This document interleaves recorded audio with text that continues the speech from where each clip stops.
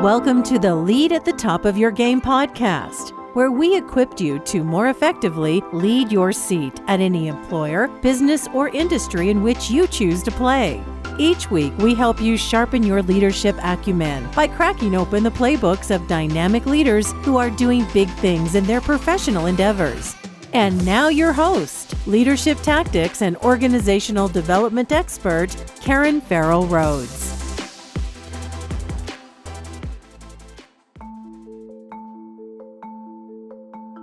Welcome back to the podcast, everyone, and thanks for joining another episode designed to help you better lead at the top of your game. Now, as you know, for season 3, each month we're featuring leaders who have fascinating roles in a particular profession or industry. Today's episode is part of our special series featuring leaders who focus on an aspect of sales performance. And now, enjoy the show. Hey there, superstars. This is Karen, and welcome to today's episode. Now, I know, to be a strong leader, you've got to really work at making sure that those that you're trying to influence buy what it is that you're trying to sell or whatever it is that you're trying to influence them on. And in order to do that, you've got to be highly credible. And I'm so excited to have on today's show an expert in credibility. And, that's something hard to gain sometimes, but I can't wait to hear what our guest has to say about how you can use credibility to really boost your leadership influence. So we're so pleased to have on today's show a global credibility expert, Mr. Mitchell Levy, who is also a 2-time TEDx speaker and international bestselling author of over 60 books. I'm still trying to understand where he found the time to write 60 books. So hopefully he'll give us a little insight on that. I only have my one, working on my second one, but it's taken me forever. But he's also an executive coach at Marshall Goldsmith's 100 Coaches, amongst a lot of other achievements that we'll have in the show notes as well. But I can't wait to pick his brain. And welcome to the show, Mitchell. Thank you for coming. Oh, it is really great to be here. Thanks for having me. And we had tiny technical issues, which sometimes we always have. And That's right. you were so kind, and I appreciate that. Oh, absolutely. That's just life. It happens. Well, before we delve into what it takes to be extremely highly credible, for as much as you feel comfortable, we'd love to get a sneak peek into a little bit about your personal life or passions or hobbies. I've been in Silicon Valley for 35 years, happily married for 34, have a 25-year-old son. And what I do to sort of relax and calm down, I still play Pokemon Go. So I'll take a walk while I'm playing Pokemon Go and allow myself to really get my brain juices either completely free or focus on something that's not the day-to-day. Oh, I love that. Pokemon Go. Now, I'm not a gamer, but my daughter is. But you do whatever it takes to relax you and get you recentered to do your next best thing. So congratulations on your lengthy, your marriage, and Silicon Valley is one of my favorite places as well. We've had, SDL has had a lot of clients in Silicon Valley. It is so exciting to be in. Although I am a little partial to Seattle because I've had over 14 years at Microsoft there, but, every tech companies on the West Coast I really love them. So, and I hear the weather's getting a little bit better in Seattle right now. So hopefully you'll get a peak of sunshine very soon. That'd be nice. Well, we actually ended up having a lot of rain in Silicon Valley like Seattle normally does. And we got, in some cases, 2x the normal rainfall. It's crazy. That is crazy. It absolutely is. All right. Well, let's kind of delve in, Mitchell. I would love to hear, first of all, about your work and how you got into the whole credibility arena, because that's a real differentiator. I haven't come across a lot of leaders or executives that really speak about that in depth. So can you give us a little of that background? Oh, absolutely. So I've done lots of varied things, including sitting on the board of a public firm. And one of the things I had done, and by the way, a way in which you can publish many books is to run multiple book publishing companies. So we've actually published over 750 books. And what would happen, my goal is to be able to work with executives and say, hey, let's find a formulaic way to actually write a book that makes it efficient, easier, and practical. And I would always test drive my solutions, right? So that's one of the things I would always do. What I love doing is being part of something when it gets hot. So I was at Sun Microsystems for a long time, and I left in '97 at the sort of close to the beginning of the dot-com days. And I was an e-commerce consultant and management expert for a number of years during the dot-com. And then I kept moving on to different things. I did a bunch of CEO networking groups. I started my publishing companies in 2005. That's how over time you get to 750. Gotcha. And around 2019, what happens is if you're paying attention to what's happening in the world, you could see when things are changing. And what was happening is book publishing has become democratized and was. By the way, we'll just put a stake in the ground. In 2023, thought leadership has become democratized. We can come back to that. Okay. And so when something like that is happening, I sort of said to myself, okay, I need to figure out what's next. What do I do? And one day I kind of woke up and I go, credibility. What do all of the thought leaders I publish with, what do all of the executives I work with, what do they need? Credibility. So I looked at the definition of credibility in the dictionary. I go, that's not right. That was right at a point in time. The definition in the dictionary today still says the quality in which one is trusted. And I go, yeah, it feels light to me. So the next day I woke up and I thought, Napoleon Hill, he interviewed 500 millionaires and came up with Think and Grow Rich. What if Mitchell Levy interviewed 500 thought leaders on credibility? What would be the title of my book? And so that's what I did. It took me a year. I learned a lot.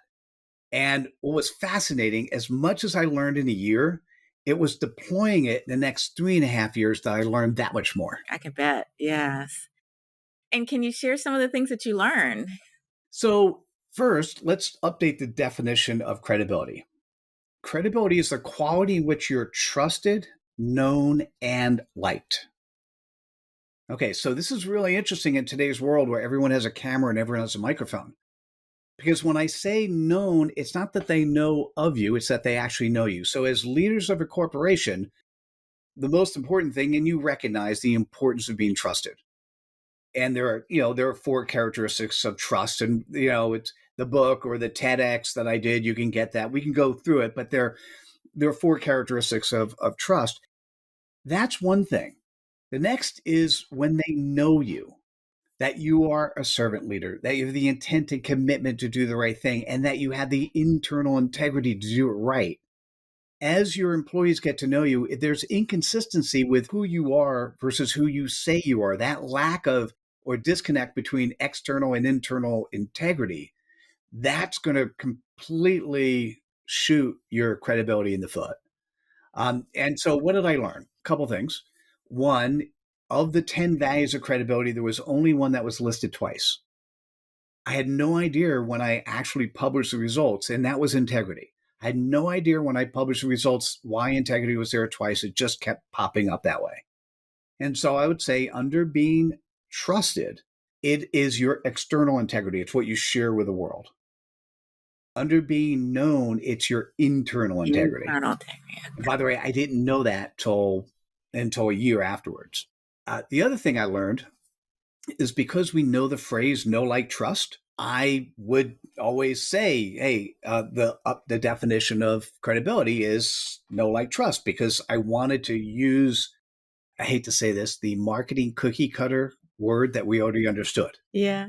But know, like, trust is the end result versus the that's definition, interesting. right? Ooh, I'm going to say because I'm in interview mode, not in thinking process mode-ish. Yeah, sure. Karen, I really love that. I'm going to spend some time and energy thinking about that, and I'll get back to you, tell you where it ends up. Yeah, absolutely. But thank you for putting a sort of a pin in the wall on something really powerful, because I believe I just want to poke at it a little bit. Sure.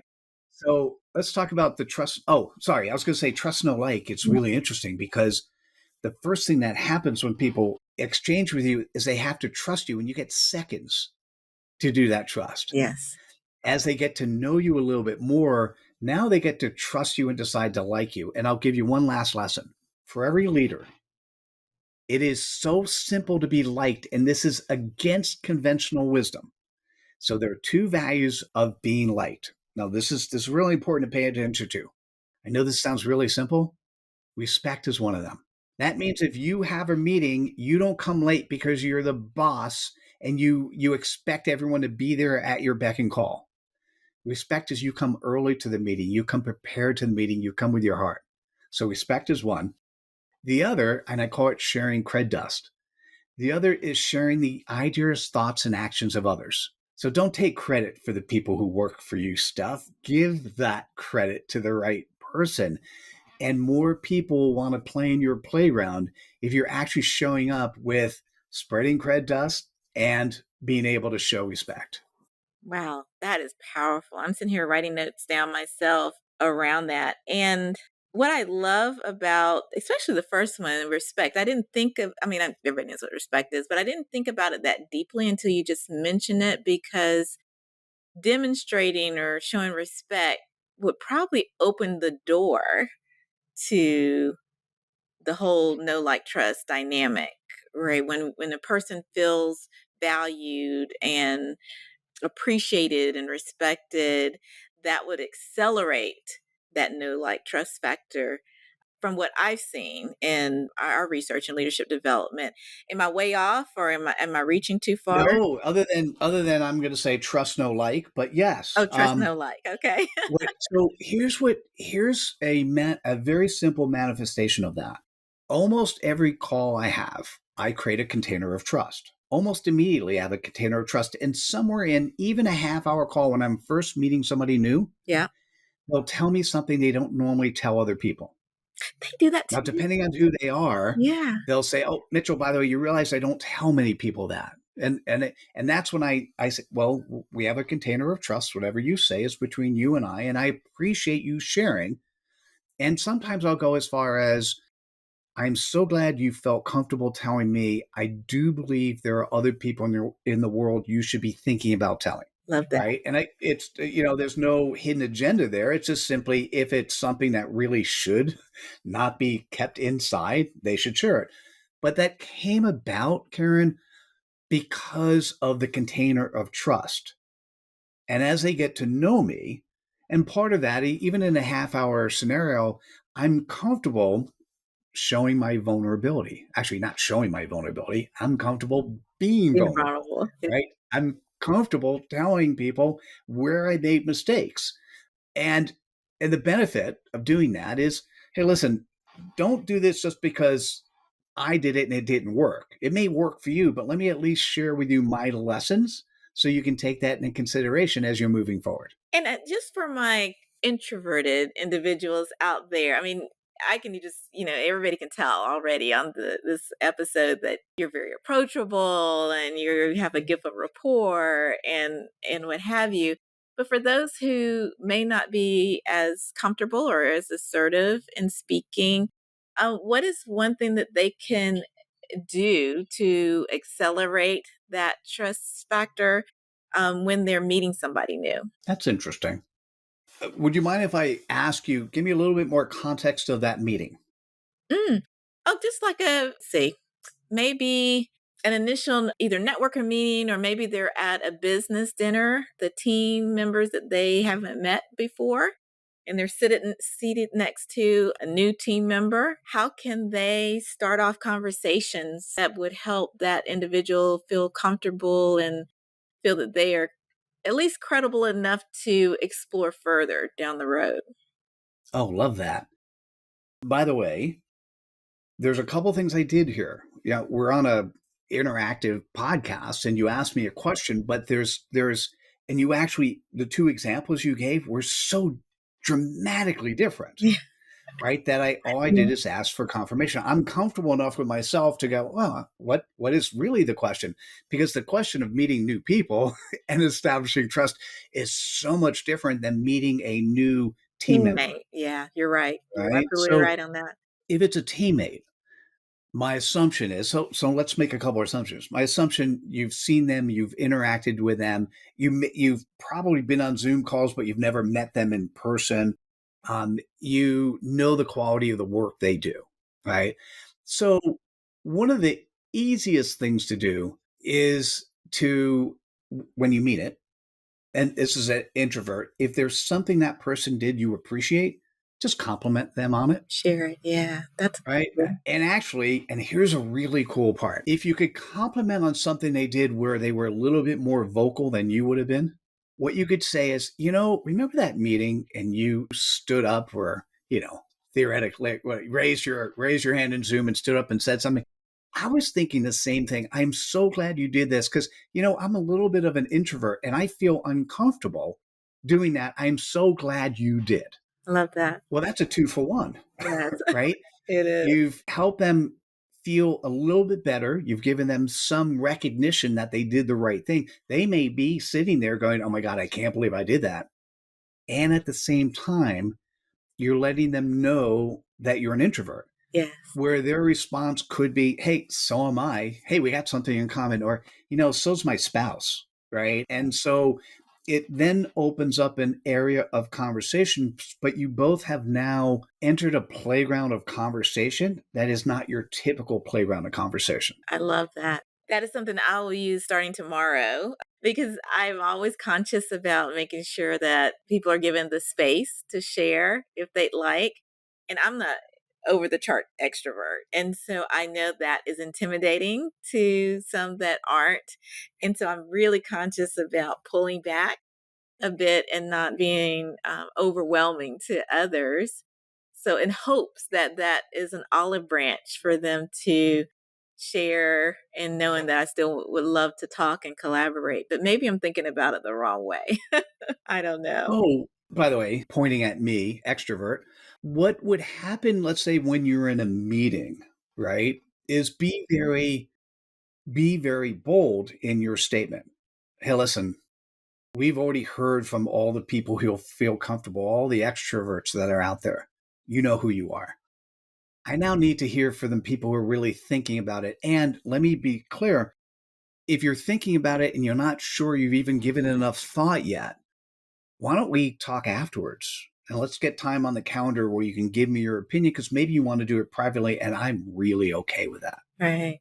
I love Right. And bring out, I'm an extrovert and I'm a type A personality and I make decisions like this. That doesn't mean it's the right way to do it. right. As a matter of fact, I know for sure that there's somebody in this room who's introverted, who doesn't act in the same way, who needs a night to process it. And there's something valuable there. And I can't tell you what's valuable to me. I could tell you what's valuable for you. And I need to hear from each and every one of you. Would you guys mind doing that?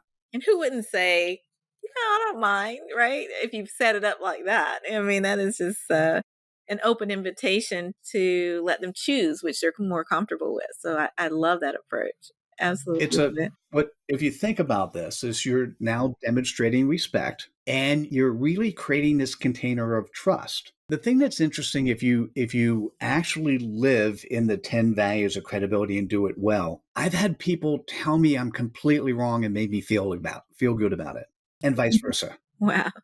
right? Mhm. And because let's be clear, it's not they're telling me they're wrong, or I'm sorry, it's not that they're telling me I'm wrong. What they're saying, typically, here's the way it would work. Mitchell, I don't think the same way as you. This is the type of person and personality it is for me. And for me, this is what it feels like from the thing you just did. Well, I could actually say to myself, oh my God, I can't believe I did that. And I definitely did not want that intention. Oh, I could say, well, that's a great point of view. I need to make sure I take that into consideration going forward. In either way, I am so proud of the relationship that we have with the other person and their ability to share. Yeah. That to me is what good leadership is all about, is allowing those in the room to really share their opinion without fear of reprisal or retribution or any of the silly stuff that happens in many companies. Right. No, absolutely. Now, Mitchell, I know we don't have, time to go deep into your model, but just to be a teaser for those, because I want them to definitely check you out and check out all your offerings and your speaking topics. Could you share what you mentioned at the beginning of the podcast about there was I believe it was a model there. I think there were 4 things you said around credibility that we Ah, could find on your website, but I'd love to yeah. highlight like a 50,000-foot tease so that we can get people directed there to learn more. I'm gonna I'm gonna take your question and I'm gonna add to it if you don't mind. Okay, please So do. it is very easy for you to research what I do. And so it's Mitchell Levy or mitchelllevy.com. Find all the things, watch the TEDx. The TEDx is called We Are Losing Really? Our Humanity, and Yeah. I'm tired of watching it happen. Yeah. What I want to say, though, and this is slightly a vulnerable area for me, is I spent a year focused on researching credibility. I spent 3.5 years deploying credibility. Now, I have to tell you something. My wife told me, and I wanted to prove her wrong, and she was not. When I first started deploying credibility, she said something like this: Honey, do you realize that all business people think that they're credible? They do. She's right. In And their mind. I wanted to prove her wrong, and she's right. And it's sort of like the best way I could think about it, it's sort of like selling ice cream to Eskimos. There are some Eskimos who go, Man, I love ice cream, thanks. And most of them are going to say, Hey, Mitchell, do you realize it's cold here? Do you have any hot chocolate? Right. And so what happened when I was deploying credibility is I would always talk about credibility first in this, and then the next thing I would talk about is clarity. And so about 8 months ago, I realized that one of the things that happens when people talk about credibility and they talk about how do you get credibility, one of the things that they all skip over is the most important thing, the place to start is clarity. And in the research, 98% of the thought leaders I spoke with did not have clarity in 10 words or less, could not articulate the playground they play in. And so I have now started off with clarity as number one. Okay. And clarity, and I'll give you the formula, and happy to, if you go to my site, you could see a bunch more, but I'm going to give you the formula. It's very, very simple. Okay. Lay it on us. In 10 words or less, you are answering 2 questions. And we'll put it in context. If you are a credible human or you're a credible company, you are of service to others. So, first question, who do you serve? Now, when you say who do you serve, it's 1, 2, or 3 words. It's not the plethora of different people you serve. So, who? And the second is, from their perspective, what is the pain point they want to get over or fix? Or what is the pleasure point they want to reach? So if you don't mind, and I give this a name, I call it a CPOP. It's your customer point of possibilities. Ooh, love that. And I'll tell you mine. And then what I'll do is I'll tell you somebody else's so you get a feeling of how this works. Okay. Mine happens to be 8 words. And so if you're a leader, here's what I want you to think about. Can you articulate your CPOP in 10 words or less? And when you then do that, you reside in a playground. You've defined your playground. The CPOP is not about you, it's about the playground you play in. When you do the tell me more, you have incremental credibility because you now are explaining things from within your playground. And you're building upon what you're saying each and every time, right? I Exactly. love that. Okay, I So let me see. do 2. This will take about 2 minutes. I'll just do 2 so you get a feeling for it. Okay. So for me, because I'm focused on clarity, I needed to show an ROI for an audience. The audience I chose was my executive coaching is with companies, CEOs between 10 and 100 million. But where I'm spending most of my energy on clarity is with coaches. So my CPOP, coaches who've created a job, not a business. Let me tell you a little bit more. So as a coach, what's really fascinating is you've been trained in a methodology, and there's so many organizations that train in methodology so you can transform a business or an individual from A to B. But let me tell you something you haven't been trained in. You haven't been trained on business development. You haven't been trained on how to have a steady business where your referral partners are continuing to refer you, that your clients are re-recommending you. So we have a done with you program that helps the coach learn how to actually be an entrepreneur. And as an entrepreneur, you need to run a business. So that was sort of a minute on me. Let me give you somebody else. So it's not. This is one of my favorite students.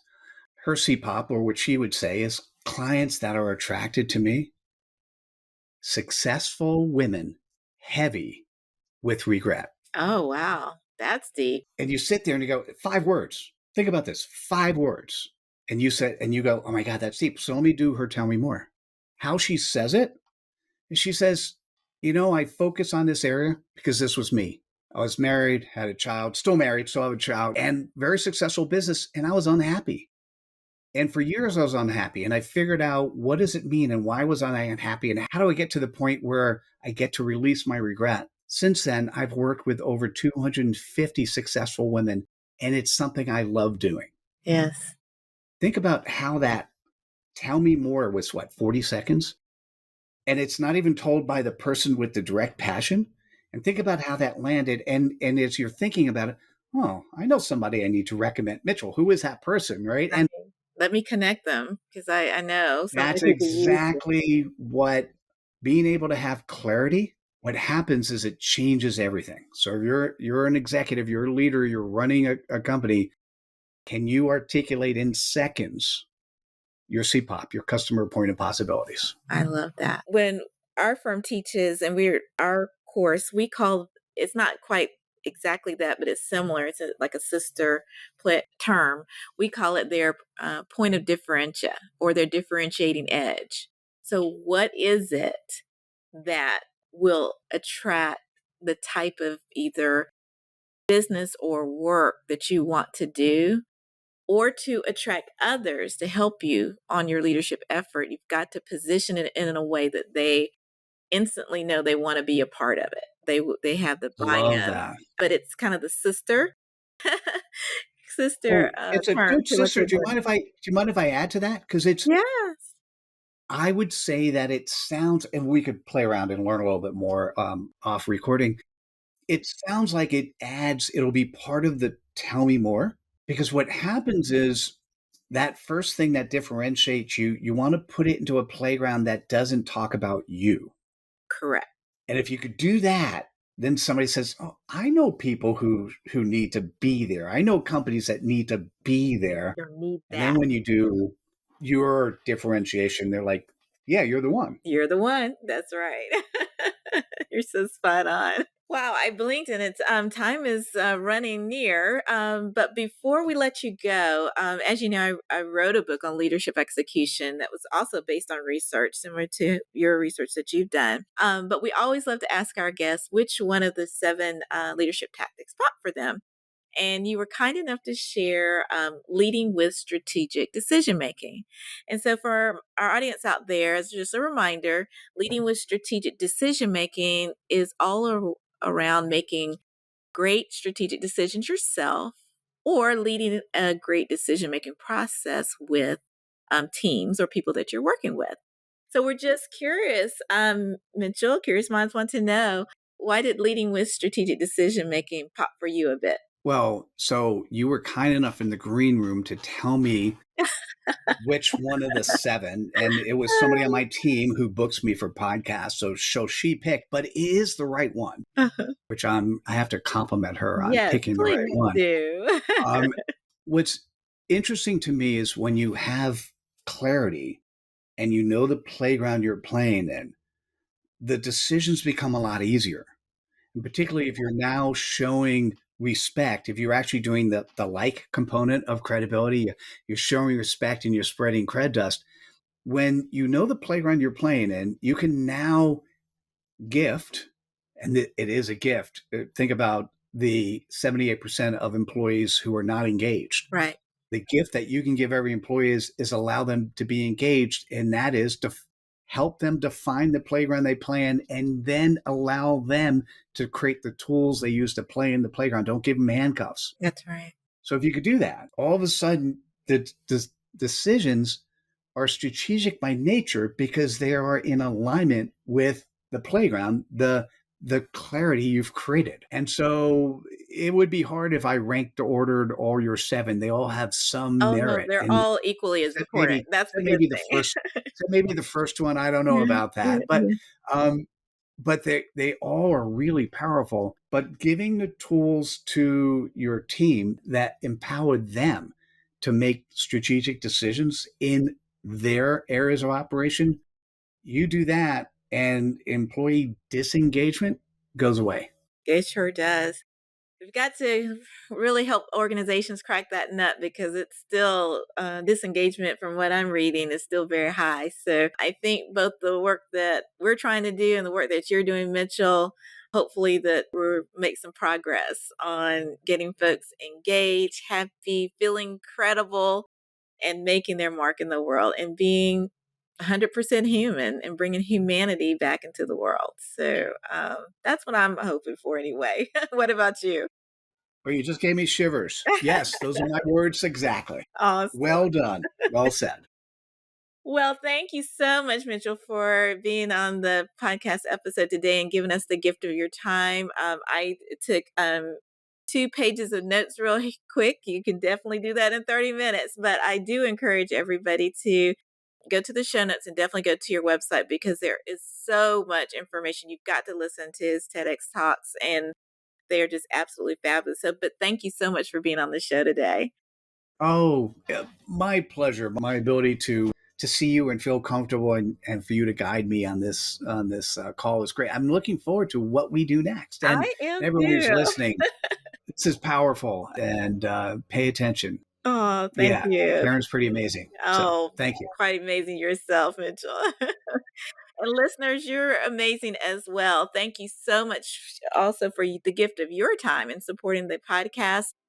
Please remember to subscribe and rate our show and just share with just one friend because by doing so, you'll help them to also lead at the top of their game. Thanks again for listening, and we will see you next week.